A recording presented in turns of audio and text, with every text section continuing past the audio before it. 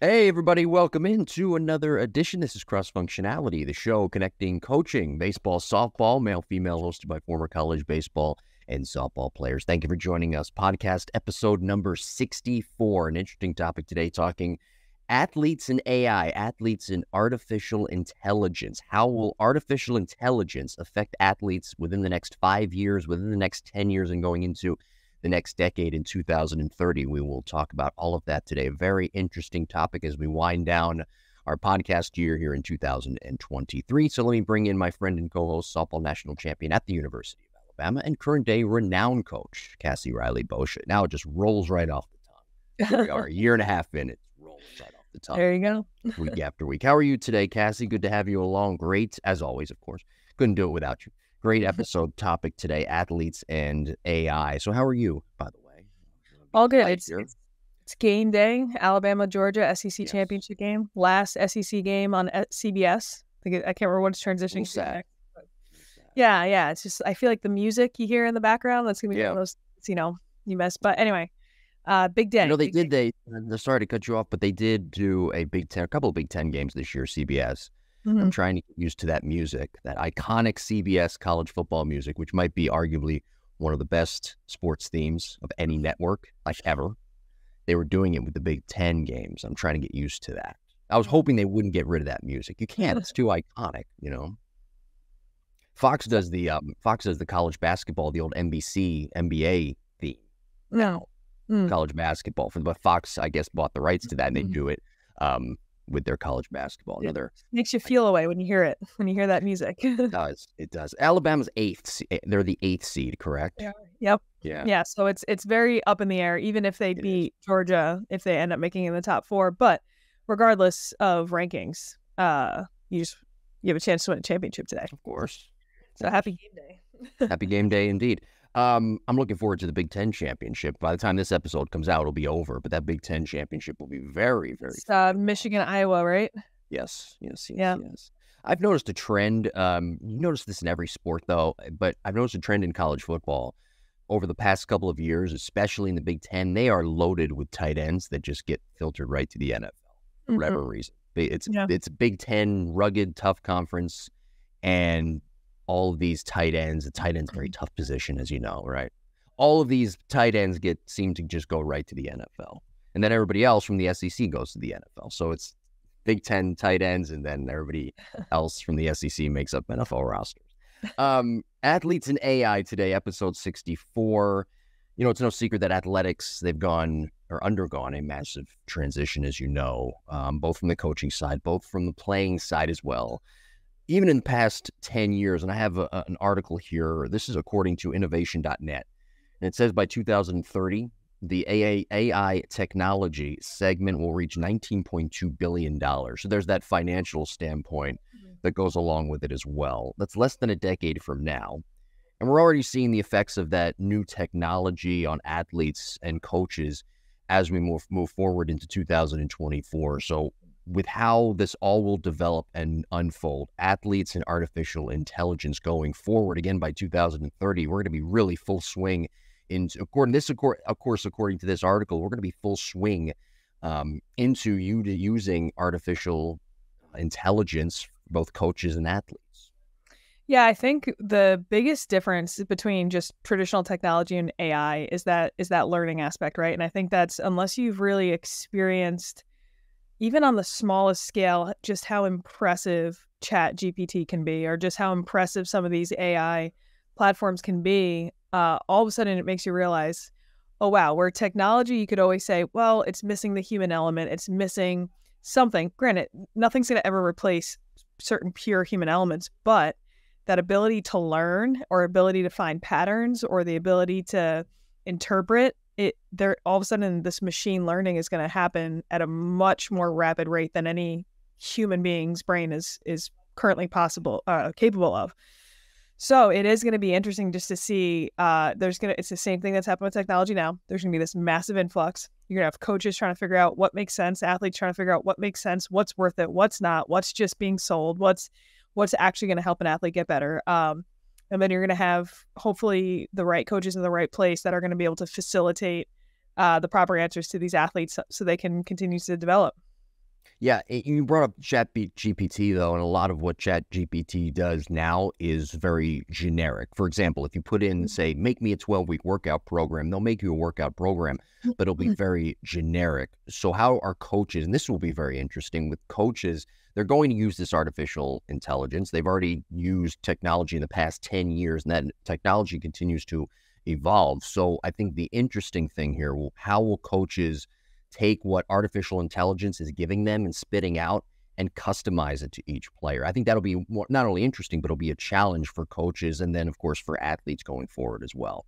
Absolutely, 100%. And it's what'll be interesting too is we already see platforms now where you can input an entire website and say, based off of what you learn in this, all the content in this website, how would you write a program that would be specific to this particular coach's information or whatever it may be?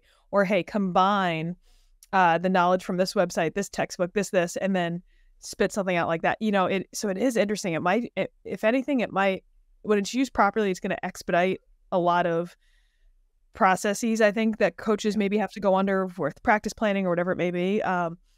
But in other ways, it might make athletes and parents feel that they don't need a coach anymore. They have access to something like this. So it's going to be this interesting dynamic that continues to develop and that will constantly be this tug and pull. And I'm very, very interested and curious where this leads to.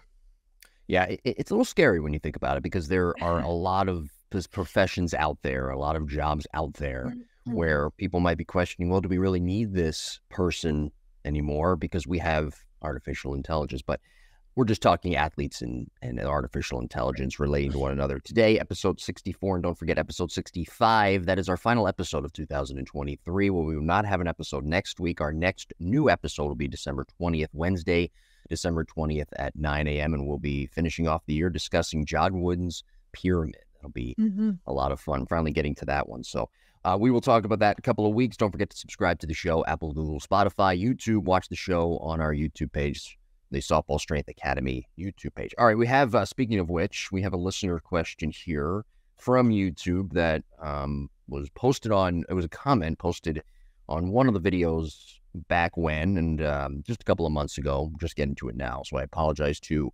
Callboy65, at Callboy65, that's at KAWBOY 65. So thank you, Callboy65. The question connects to when we discussed weeks back athletes practicing the right way. And here's his question. He says and asks, how do you motivate a player that openly tells teammates, I earned my starting position this year, I don't need to put in any more work? What am I doing? That's exactly what he wrote, by the way. That's his grammar, not mine. And unfortunately, this person may not have the competition pushing her because of a weak recruiting class that is coming in. This is a Division I mid-major team that has potential to win the conference if the starters perform to their potential. I don't want to stereotype and put a huge blanket statement over mid-major teams, but you do get that a lot at Division I mid-major teams because the competition's a little bit weaker and the talent isn't as good as, say, a Big 12 conference school or an SEC school. Anyway, what do you make of what Callboy65 wrote to us on YouTube? And thank you, Callboy, for that question. Yeah, it's unfortunate because that mentality, yes, they might be very good and they might be the best because it sounds like they're at least the best at that position because they're saying they've earned their starting spot. But that certainly doesn't win you a championship. And if anything, that seems like a massive red flag to trying to get that camaraderie and culture built with your team. Because here's what this is saying too. I'm going to rely on doing just enough. And I'm going to be okay with, even though I could potentially be better and I could work harder and maybe I could push someone else to be better, I'm okay with being just enough. And that mentality is like a cancer that'll spread where, we've talked about so many times. I really do think the staple as to why any team wins a championship is because they're like, hey, I haven't played my best game yet. I haven't practiced my best practice yet.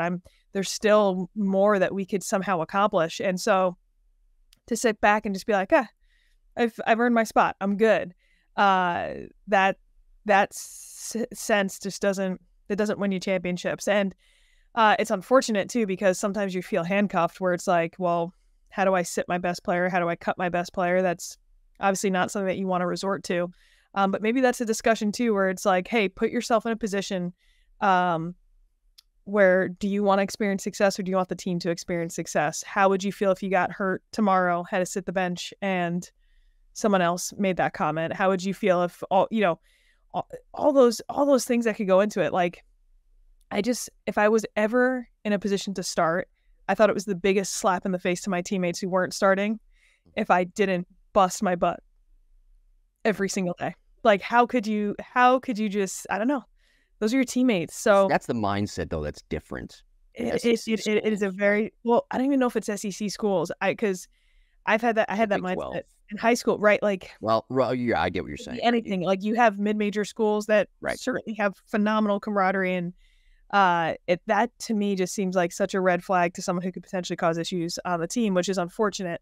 So I do think maybe a discussion to that athlete of just bringing awareness to them, and it doesn't have to be in an attack mode, but just in a one-to-one setting where it's like, hey, pretend you weren't starting, pretend you were hurt, pretend these things, and you heard someone who was starting say this. How do you think that's going to make you feel? And are you, because you might not realize it, but your teammates are interpreting it as X, Y, and Z, or this is how this is affecting the team, because you hope that it's just maybe a comment that just wasn't given much thought to. Right. And also to the vetting, by the coaching staff. Maybe they didn't vet that player properly. It's hard. You know what? Nowadays, it's so hard. Coaches bounce around, like people transfer in. It's, I don't know. And it's unfortunate, but players know what to say on a visit. They know how to present themselves on social media. And, you sometimes don't really get to know someone until they show up. So, and you know what? Maybe they're a great kid and it's just a clueless comment, So, that's what you hope, at least, because you want them to at least be in a position where they could grow from that. Correct. And let's also keep in mind too, this isn't just something that happens every once in a while. This happens every year. Players get this type of attitude. We were talking about college sports to open the show, and I'll tell you what, though, college athletics in general, from the stories that I hear and the things that I read, stories that I hear firsthand, but then the things, of course, that I read too, which you always nowadays, I think, take with a grain of salt, but you do give it some validity. College athletics right now is a mess when you really think about it. The NIL, from the NIL to the transfer portal, people transferring in and out, coaches moving all around, coaches being fired and being owed the amount of money that they're owed. I understand that the boosters will fundraise that money to pay out those contracts, but it just makes it feel that when the game is not on and you're not watching the actual game, that college athletics is a mess. And something here we're just talking about now, you get players like this. There are a lot of players. I don't want to say there's more players like Cassie out there, right, who are great teammates, but there are a decent amount of players like this example we've gotten right here that are kind of just out for themselves. And it's at the Division 1, 2, and 3 level, unfortunately. Yeah, I think it is probably the hardest generation ever to teach that selflessness or that team first mentality, just because of how everybody's being raised. It's the social media aspect to it, the even the way recruiting has gone, right? Like, look at the way recruiting is. It's like you have to put yourself on Twitter, even though, like, I have athletes who are uncomfortable. Like, okay, do I post this video of me working out because that's what I have to do? And so it becomes so ego based and it's all about you. And then all of a sudden you get to college and, you have a coach being like, all right, now it's no longer about you. It's about the team. And they're like, well, I'm not used to that. I'm not conditioned for that. Look at how showcases are run. People go to Great camps, clinics and all that. And you're not playing to win anything anymore, So yeah, it's hard. And I don't envy college coaches having to re-ingrain a lot of that or try to vet athletes or to see who's going to be that right fit. But maybe one day AI will do that for you. Who knows? Maybe. So you're saying we're going to have a mind reading or a chip that maybe you could read somebody's mind, the athlete. I don't know about that. Maybe that'll make scouts now completely obsolete. Yeah, maybe they'll just look through. It's like, hey, search any content pertaining to this individual's name, and then based off of everything that every Twitter post, Instagram post, they say, okay, this is where we think they would be the best fit. That's a great, actually a really, really great point. And that's a really good idea too. I'm just ignorant. They have this already, but you have categories, or you look for red flags, and maybe say, we're just using a baseball example, maybe, or football, even a scout maybe notices those red flags. And of course the NFL Combine is so huge. And they do so much research, these organizations, they pour over a player's background. Maybe they take the red, not so much the green. Well, they can take the green flags, but they take both green and red flags, and they put that into an AI-based system, and the AI-based system maybe spits out what that player could be just as an individual, character-wise, and put a ceiling on that player that way. It'd be interesting. Yeah. Or how about AI taking, you're a coach of a college, and AI is taking information from your team and basically saying, this is what you need to be successful next year. It's like, so from a physical standpoint, you need a shortstop that has this arm, that has this speed, whatever. From a team standpoint, this is what you need. How wild would that be, right? That's yeah. Hopefully there's nobody out there listening right now that's saying, hey guys, we already have this. You guys are way behind. Look at these numbnuts. yeah. I mean, you guys are just, you guys think you're so smart. We already have this stuff. And if they don't, maybe we should patent it. I have to imagine, so that with the, I don't want to say the infancy of AI, because AI's just been around, but with how new some of the technology is currently coming out, I have to imagine you might have had the technology that had algorithms in place, but where, again, AI differentiates is like it will take in information, it's constantly learning. So it's constantly taking in more and more information. So it's taking trends of like how the rest of the conference is doing, and based off of how the rest of the conference is doing, this is where you lack. Like, I think that's what is not quite there just yet. Right. So who knows? Well, listen, do me a favor, have your baby safely, and when you come back and we get back into more episodes here, let's patent all these ideas. There you go. Let's go sell them to some organizations and some college softball and baseball programs. Email us. Thank you for that question there. Callboy65. Really appreciate it there from YouTube. You can email us to jimbopodcast21@gmail.com. If you're watching the show, it's right there on the bottom of the screen, right below Cassie, right there. jimbopodcast21@gmail.com. If you have any questions, comments, whatever, we'll sift through and we will bring the best to the table. All right, we're talking today again, athletes and artificial intelligence, athletes and AI. I found this article on Forbes.com. It wrote, the 5 AI trends influencing the future of sports. 2 of them stick out to me, but I'll read all 5 first. AI, number 1, for predicting player performance and injury prevention through comprehensive data analysis. I guess they kind of already have that, but it's going to be beefed up within the next 8 to 10 years. Number 2, AI for improving sports equipment. So here's an example in Formula One. Apparently, teams employ AI simulations powered by partners such as AWS, Dell, and Oracle to optimize race strategies by analyzing key variables like weather, competitors, pit stops, track conditions, collisions, and mechanical issues. AWS, by the way, I know on Thursday Night Football, they have certain algorithms that they put in, and it predicts if the team is going to blitz, or the percent, and it spits out the percentage that the team might blitz. So yeah, 2nd down and 5, 65% chance they may bring an all-out blitz. AI, number 3, AI for athlete training. It's the obvious one. Number 4, AI for enhancing fan engagement. Who cares about fans? And number 5, AI for fair judging. Well, we already have instant replay for that. So, but I guess they'll enhance that as well. Okay, the 2 that stick out to me, though, obviously, number 1, AI for predicting player performance and injury prevention through comprehensive data analysis. And then number 3, and this goes with you as a coach, renowned coach, AI for athlete training. So 2 things right there, 2 elements of that article from Forbes that sticks out to me, and how AI will affect athletics within the next 5 to 10 years. Yeah, that list is so interesting. And actually, when I was, like looking into different articles and brainstorming about this podcast in particular, the training and then just even the preparation was so interesting to me. We have agents that come in for, this is our baseball side of the company, but agents will come in and they're trying to align themselves with like who's going to be the next person, right? Yeah. Who, what, like how much money are we going to pour into, or what is the potential for money earning of this individual, right? And so they're not looking necessarily at the 18-year-old who's about to get drafted or go to college. They're looking at like a 14, 15-year-old, and what they're like dying for is some type of like predictive something that says, hey, this 14-year-old is going to stay healthy, be this size, and be able to throw this, going to be worth this. This is the person we want to align with, right? So all of a sudden, like a piece of technology that could potentially take in, I mean, at that point, you're probably taking in information from what the parents are like and all these other, all this information just to have some predictive value.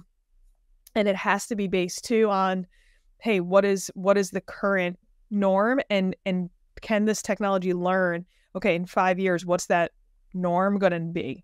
Because you don't want to look at a 14, 15-year-old and say, well, are they going to line up to what an 18-year-old is expected to be now, or what an 18-year-old is expected to be in 4 years? And I think that's where this technology goes above and beyond potentially. So yeah, I am so curious about that aspect, because when you can start to do that, then you can say, okay, like, well, this is predicting they're at risk for injury here. What can we do about it potentially now? And I think we have this on a much lower level scale currently, but this will blow up with how accurate certain things will get, I think. So how are you as a coach? How are you preparing for the future of artificial intelligence? Are you creating like a list of things you need to learn going forward? Because I'm sure when Blast came out and Diamond Kinetics and all of this new technology, I'm sure I'm missing a lot, of course. When all that came out, I'm sure that it was for you, okay, well, it's time to get back to school, back to learn here, so to speak. Yeah, I think I think it's just a continuous having your radar out, having your antennas out, networking with the right people. Yeah. Hey, what trends are you seeing? What do you see? What's new that you see coming out? What do you see that you like coming out? What you can do too, if anyone's interested, like you go to Google Scholar, you start to look at what abstracts people are submitting for research. So when you're looking at research and you read a research article that's published, that might have taken a 6 months to get published, another year for the research. So you're looking at stuff that happened 1.5 years, 2 years ago. But what you see more quickly is someone who says, hey, I have this proposal for research I want to do, and they're sending that in. So now you can start to see like, oh, that's interesting. This is like a trend that might be happening in the baseball world, the softball world, the hitting world, the pitching world. But I also think, not just pigeonholing yourself into research or just coaching or just one thing, but you're kind of looking around, like the Formula One thing, the NFL blitz, like you see the, like, what are the chances they're blitzing? You're saying, okay, how is this going to potentially enter my world now? And if it did, how would it impact me? So I think it's more having an open mind. I don't know if you could ever get fully ahead and fully pinpoint and predict the future. But aligning yourself. We're trying. Right. You're aligning yourself with people who would be in those positions and trying to predict those industry trends before they all of a sudden it's too late. Well, let's stay on that for a second. So when talking about predicting the future, right? We're talking about prepping for an opponent. I mean, we talked about a couple of weeks ago, scouting your opponent. Go back in the archives and listen to that episode. But when you talk about prepping for an opponent, how do you see it from a coach's standpoint and taking a little bit of what you did as a player, right? And obviously things have changed, not to date us or age us, but things have changed from that. But taking what you know now as a coach and systems that you do use, how do you think technology will ultimately help teams and coaches and players prepare for their opponent? Yeah, so I was laughing to myself thinking about this, because I think of the hours I'd spend with a pen and paper, and I'd be with my strike zones, and I'd be trying to predict what this girl's going to throw to a lefty. And now I feel like at this, they're going to get to a point where it's just like, here's all the information on this pitcher. We're going to put it into this program, and it's going to spit out, this is how this person is probably going to throw you. So it makes me think like, yeah, TV is great. Like, people love being on TV and but all of a sudden they're going to start to covet like all the video. They're going to try to like any technology, like kids who are posting like, my swing velocity is this and my blast data is this. I really wonder if all of a sudden people will be like, nope, I'm not going to let anyone know what this is, because now that's an unfair advantage you have because you know these metrics about me. I'm very curious if we're going to see that pendulum swing with how technology is being interpreted and analyzed. But in the flip of it, though, too, like if that technology existed, I could have thrown all my hitting video into it and said, how would this particular pitcher try to throw me to get me out? So now I can almost try to rewrite my scouting report a lot more effectively. So yeah, it is interesting to think like just how much smarter it's going to get. You're going to start to see, we're already seeing it in Major League Baseball. I mean, for instance, my professor from Northern Iowa, who's a PhD statistician, biomechanist, everything, he's now the pitching coach for the Major League Detroit Tigers. He's in the bullpen with them, and his background was in baseball, yes, but he's a statistician first, Robin Lund. So I wonder if that's where we're going to continue to see sports go, where it's just the nerds are going to win. It's going to be them over the coaches. So, yes, Robin Lund, up here. I'm on his Twitter right now. I guess I'll give him a plug. Why not? It's at Lunderton. Assistant pitching coach for the Detroit Tigers. He's got a nice family picture there. Nice family picture. I like that. I don't know if the nerds will ever win though, because the team that still go. Teams that still go a little bit old. They might get paid the most. There you go. Well, aren't they kind of getting paid the most now anyway? All of them are becoming GMs, right? Eventually, ESPN, I think, is going to have. If we get deeper into technology, which inevitably we will. Deeper into artificial intelligence. Eventually, ESPN or these networks, throw a network out there, NBA TV, right, or the NFL network, they will have an AI analyst that's on TV every week analyzing AI data.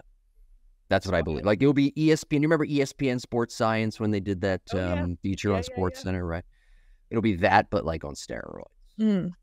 That's my prediction. I think the most obtuse thing, or the thing that might be like thrown into shambles the most, is imagine there's some AI technology that's predictive power gets really, really close. Like, I mean, they are predicting 99% accuracy of things that might be, or 95, whatever it may be. How's that going to affect gambling and the odds and how Vegas applies? Well, you rascal, you brought it up. You know what? Like it'll just rock that world. All of a sudden it'll be, I wonder. I don't know. It'll be interesting. That would be like that's a whole another topic for a whole other episode. And how it affects. I mean, we just talked about how college sports is so different, and the NIL and how money's allocated. And I mean, what if there was a recruiting tool where it's like you put in this information and you're all of a sudden it's predicting like, hey, you could make this much money at this college. You could make this much money in NIL at this college. You would potentially make this much money at this, like, that'd be interesting. Yeah. And what people have to realize is that this is coming down the pike, not in 20 years, not in 30 years. It's coming down the pike within the next, in my opinion, with the research I've done, the next 5 to 10 years. It's coming. This is going to be, in my opinion, it's coming, and it's coming fast. And I think and I want to ask you this, I think there are elements to it already ingrained in sports right now. Talking about artificial intelligence, I think some of it has to do with machine learning. How much does machine learning and artificial intelligence, how hand in hand, how much do they actually go together in the current day? I don't know if I have a specific answer to that, to be honest. With what my understanding is, that the biggest differentiator is that AI, the best AI technology is continuously learning. It is continuously pulling in information and learning. So it's not like an algorithm where you type in something and it spits out an answer, and then you type it in again and it spits out the same answer you just got. It would spit out a different answer based on what new information it has obtained. So that is, I think, the biggest difference, is that it's not a human going into the background to adjust an algorithm. It is just this thing existing in the internet. And because of what people post, because of anything that exists in the internet, it is now learning at a much rapid pace than any human brain could ever rival. Yeah. So as we wrap up today's episode 64, talking about athletes and artificial intelligence, excuse me, what do you think? I'm going to ask a broad question here, as I always like to do towards the end. what do you think the future of artificial intelligence will be as it pertains to both athletes and coaches, and how can they prepare for such?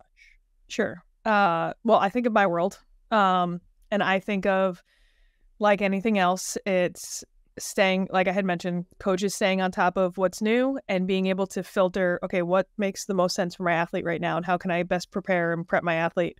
I think the human element of a coach to an athlete, that mentorship, that guidance, the ability to earn an athlete's trust and be able to help guide them through this new age of technology that's coming through. You never have a machine that replaces that. So I think as long as we're continuing to keep at the forefront of our head, like, hey, our job is to be able to facilitate guardrails for athletes to help them improve and show them the roadmap to how they could potentially get to the next level. And we're doing everything in our power to make sure that roadmap is accurate. That's at least, I think that principle applies no matter what happens. Yeah. Be sure to follow us on social media as well. I'm at Juntera on both Twitter and Instagram, at Coach Cassie RB on Twitter, at Coach_Cassie RB on Instagram. A couple of weeks from now, December 20th, our next episode 65, we'll be discussing Coach John Wooden's, the legendary Coach John Wooden, and his pyramid of success as we finalize and wrap up the 2020, I almost said new year for whatever reason. We wrap up the 2023 year of cross-functionality going into 2024. So that'll be a lot of fun. Again, episode 65, a couple of weeks from now, discussing Coach Wooden's pyramid of success. I hope everybody's out there training and getting ready as the year comes to a close for January, because that baseball and softball season will be coming around very shortly. I hope that people are visiting the academy on your end. What do you got coming up? Yeah, I was going to ask what's going on there. We got a lot of kids coming in the door.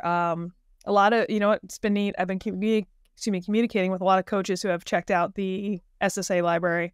And if anything, they are looking to seek further opportunities for either coaches, clinics, or just clinic. Just I get to talk to these coaches because they're picking my brain on training philosophy, and I get to pick their brain back. So I've had such a cool opportunity to network with so many coaches. So if you haven't already, check out the library, and then feel free to reach out, because I'm game to chat about softball all the time. And where can they reach out? Sure. So it's on the library, but Cassie at athleteswarehouse.com would be the best way. There you go. And you can email us your questions regarding this show at jimbopodcast21@gmail.com. Thank you for listening and watching, everybody, and we will talk to you in a couple of weeks on December 20th.